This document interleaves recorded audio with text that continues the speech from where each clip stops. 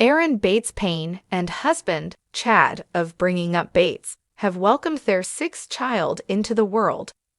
They shared the news initially on Instagram and have since shared a video with all of the details of their birth story. In addition to their new son, William Gage, they are also parents to Carson, 8, Brooklyn, 7, Everly, 5, Holland, 3, and Finley, 1. Keep reading for all of the details that they have shared about sweet William's birth. Leading up to the birth. In the last few weeks of pregnancy, Erin shares that their family was plagued with a stomach bug. The children passed it back and forth a bit, and unfortunately, she did end up contracting it also. In an effort to help out, give her time to rest, and make the end of pregnancy as smooth as possible, Erin's mom, Kelly Jo, along with younger brother Jeb, flew in to help. The Paines relocated to Florida earlier this year and began renovations on their home shortly after. As you can imagine, this is no simple task. Chad found himself in a bit of a time crunch to get things wrapped up before Erin went into labor. In their update video, they shared several clips of Kelly Jo, or Granny, as she is affectionately known to her grandkids and the kids. They are seen chatting, reading books, playing with slime, feeding scraps to their pet guinea pig Reese, and meeting the family goats. The video starts with a visit to Erin's high-risk doctor for a checkup on baby William. Prior to this visit, she had already started receiving steroid shots to help develop the baby's lungs a bit faster. This was due to the expectation that the baby would come early, just as her other babies did. Just before this appointment, Chad was able to finish up the rest of his work projects. While they were expecting an early baby, the doctor was telling them that the baby could come as soon as the next week. So the couple rushed to get preparations finished and hospital bags packed in time. Early labor. On October 29 at 9:18 p.m., Chad begins to record as Erin is having a lot of contractions.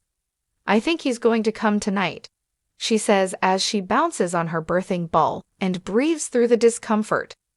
Thankfully, older sister Michaela Bates Carlin arrived from Tennessee the night before. Erin called the timing a sign of providence. Chad encourages his wife by telling her how beautiful she is. "It's like you need to go to the hospital, and you're like, wow, we didn't know that Barbie dolls have babies." A few hours later, Erin, Chad, and Kelly Jo make their way to the hospital in Orlando. Erin is still experiencing contractions that are progressively close together. As they are walking in around 12:16 a.m., Chad states that Erin is a trooper. The Paines are taken back to a triage room where they monitor Erin's contractions and the heart rate of both mom and baby. During this time, Chad points out that the hospital is great at supporting moms and offering options to ease the discomfort of labor. Erin takes advantage of the opportunity to sit on a birthing ball. Labor progression. At the time of admission, both Erin's and William's heart rates were high. Chad informs everyone that he isn't sure why they are high, but the doctors have reassured them that they are both fine. By this point, Erin is feeling very confident, having been told she's already 4 centimeters dilated, and thinks that she may forego the epidural this time. Sometime later, she does decide that an epidural to take the edge off is her best option. She tells her husband, "I'm not as brave as I wanted to be in my mind." To which he replies, "You are brave.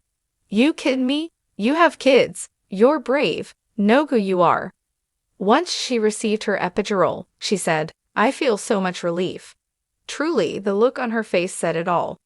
Erin acknowledges that her labors typically move pretty fast once she reaches this point. Much to Erin's delight, her best friend and younger sister, Tori Bates Smith, made it just in time for the birth. Kelly Jo expresses a ton of excitement as she awaits grandbaby number 27, the fifth to be born in 2023. The video then transitions to a background view from Chad. He shares a glimpse of the bassinet awaiting the newborn, complete with oxygen on standby. Given that the baby is being born 5 weeks before his estimated due date, there is a high probability that he